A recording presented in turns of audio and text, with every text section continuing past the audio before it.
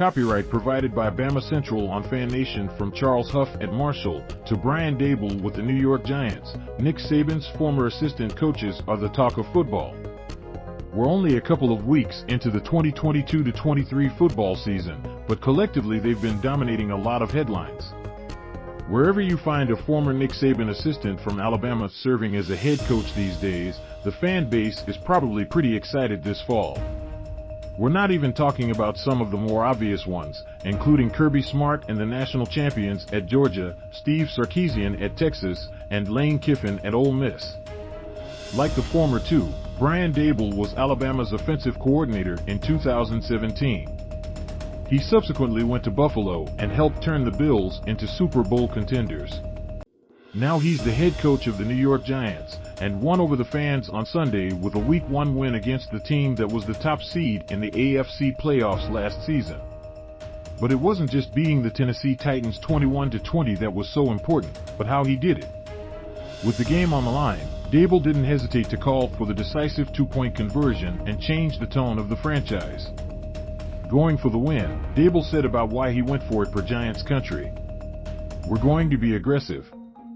That's what we want to do. That's the mindset I want the players to have. If it didn't work, I could live with it. I thought that was the right decision." What Daboll subsequently added was even more telling. "You were an inch away," or whatever it was. "I grabbed a couple of defensive players and busted their tails out there. I went up to some of the offensive guys that weren't out there too, and I said, 'Hey, we got the ball,' wherever it was. I said, 'If we score, I'm going for two. Are you guys good with that?' And they said, 'F yeah, this is one of the oldest and proudest franchises in the NFL, which went 4-13 last season and has some of the most demanding fans in all of sports.'" Daboll was dancing along with former Crimson Tide safety Xavier McKinney in the locker room. But look beyond Saban's former Crimson Tide coordinators. 2 years ago, Charles Huff was the position coach for running back Najee Harris when he became Alabama's all-time leading rusher. Last weekend, his Marshall team won at Notre Dame, 26-21. "Notre Dame's a hell of a football team, hats off to them," Huff told NBC after the game. "But our guys all week, we talked about control what we can control. We have good players, too. We knew if we didn't beat ourselves that we'd have a chance. The kids did a heck of a job. Our staff did a heck of a job. I couldn't be more proud." Naturally, everyone jumped on the Thundering Herd bandwagon, including the media. Two extensive and very different features on the coach, including on how he took everything he could from Alabama to Marshall, can be found under the Sports Illustrated/FanNation umbrella, Marshall Slayed Notre Dame. Charles Huff and the Herd don't want to stop their marshals. Charles Huff is college football's next great coach. Billy Napier was Alabama's receivers coach from 2013 to 16. He then went to Arizona State for 1 season as offensive coordinator and turned it into the head coaching job at Louisiana. This past year he introduced the process to Florida. Have you seen the team photo with the revamped support staff? Napier did that with the Ragin Cajuns too, and then brought some of those same people with him. The Gators opened with a win against No. They subsequently lost to No. 20 Kentucky, but it's still an impressive start for the 43-year-old coach. Mel Tucker at Michigan State deserves a mention, as does Mario Cristobal, who was on the Crimson Tide staff from 2013 to 16. He went to Oregon and is now back at his alma mater, Miami. 13 Hurricanes are 2-0 heading into Texas A&M this weekend. The one thing that they all did with their new teams was take what they learned from Saban at Alabama and used it to change the culture of their new teams almost immediately, including at some places where it's not easy to do. If this keeps up, the trend to hire former Saban assistant coaches won't just be popular, but where a lot of head coaching searches start. 5 things, good and bad, from Texas trip. Sometime over the next couple of years, Texas will officially become part of the Southeastern Conference, and last week's game gave Alabama fans more than a feel for what it'll be like having the Longhorns in the league. It had been 100 years since the Crimson Tide last visited Austin, and in general the reviews were favorable, but not all. Yes, Darrell K. Royal Memorial Stadium, which has been home to the Longhorns since 1924, had 100,000 plus crazed fans. Yet most of the ones from Alabama weren't overly impressed. Said one in confidence, "With all their bravado and resources, you would think the stadium would have been nicer."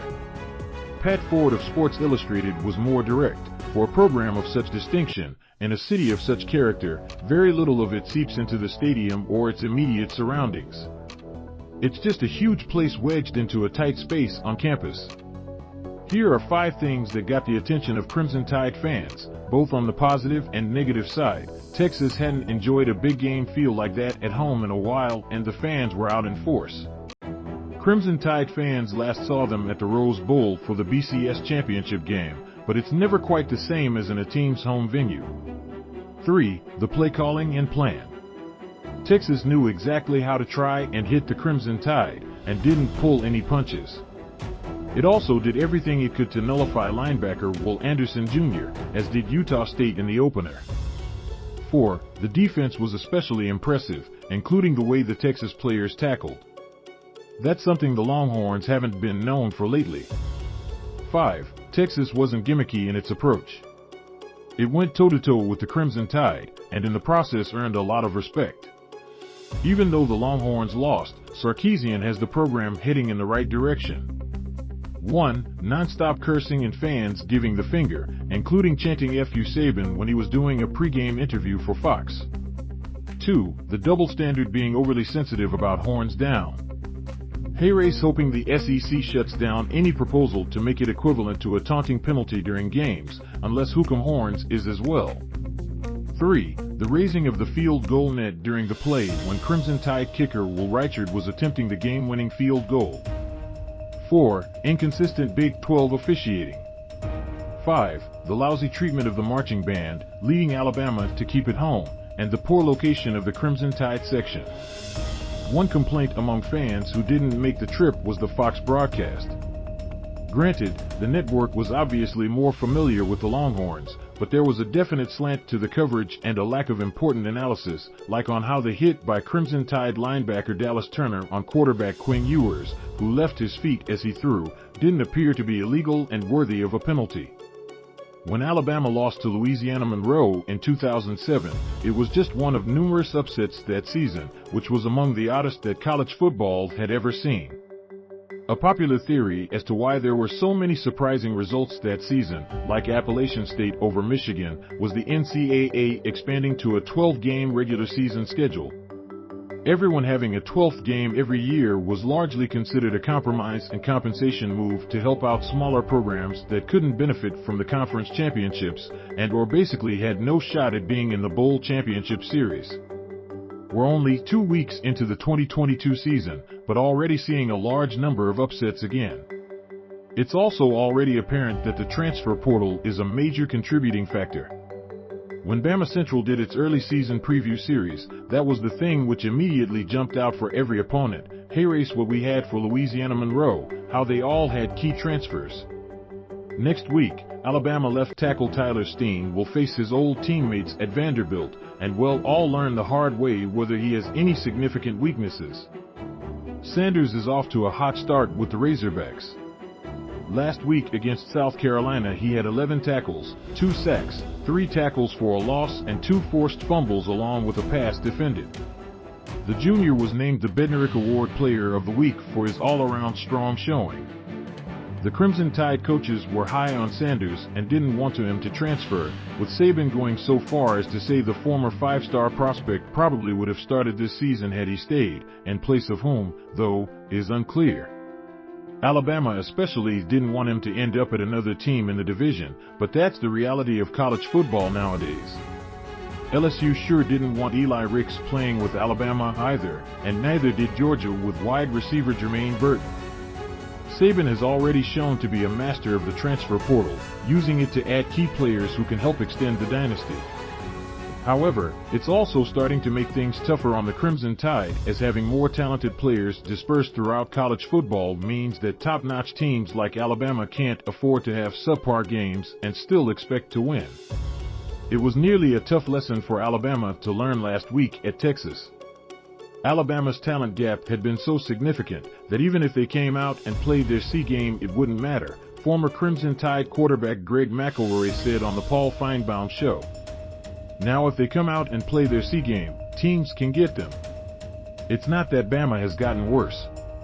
I think other teams have gotten better. 5 things that got our attention this week. The conference has already notched wins against Virginia Tech, Nebraska, Texas A&M, and Notre Dame this season, said Georgia Southern head coach Clay Helton. Yes, the former USC head coach. In our mind, this is the premier group of 5 conference.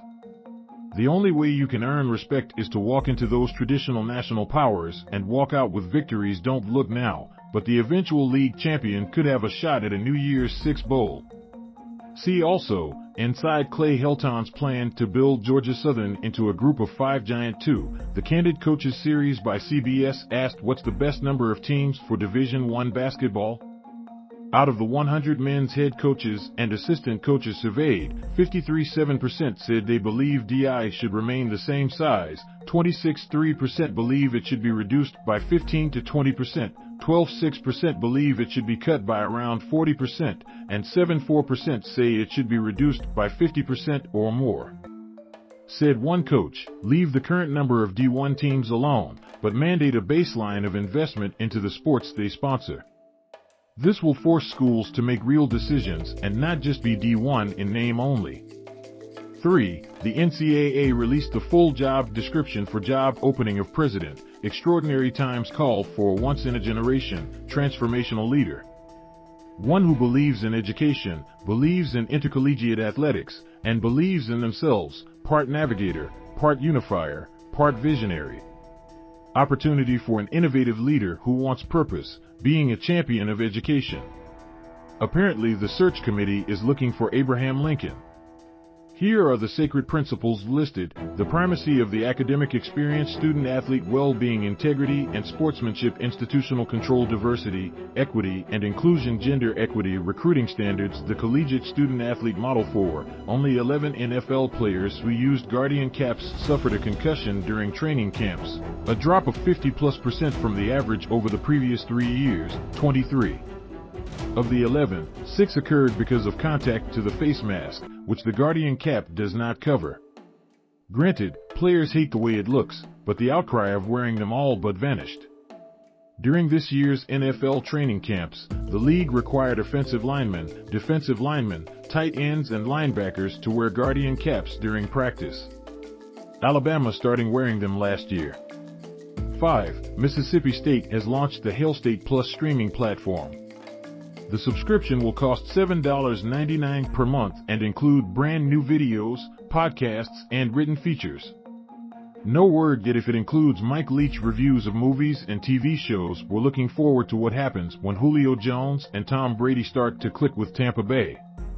Ian Rappaport of the NFL Network, who used to cover Alabama football in case you didn't know, tweeted a couple of weeks ago that Jones clocked the fastest time of any player on his team during training camp practices.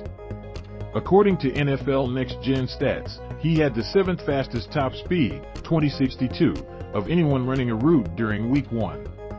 Alabama graduate Reese Davis will MC the NFF Annual Awards dinner for a 7th time. Part of the ceremony on Deck 6th at the Bellagio in Las Vegas will be the induction of the 2022 College Football Hall of Fame class, which includes former Alabama All-American Sylvester Croom. Going back to Saban's former assistant coaches, former Crimson Tide quarterback Taulia Tagovailoa is off to a great start this season under Mike Locksley at Maryland. He's completed 78.45% of his passes, and his passing efficiency rating of 180.62 is 13th in the nation. The Terrapins host SMU this weekend and then visit Michigan. Harris, foot, and cornerback Levi Wallace, ankle, both practiced and should play for the Steelers against the Patriots on Sunday. The FanNation site All Steelers also reported that Harris expects to take less snaps moving forward. We noted on Wednesday that Commanders rookie Brian Robinson Jr. was back at practice, working on his own as he's not allowed to participate in team drill until he's activated off the injured list. Check out what he did on Thursday. View the original article to see embedded media. The kickoff time for the 2023 National Championship game has been moved up 30 minutes to 7:30 p.m. This year's title game will be played Jan 9th at SoFi Stadium in Inglewood, California, and shown on ESPN.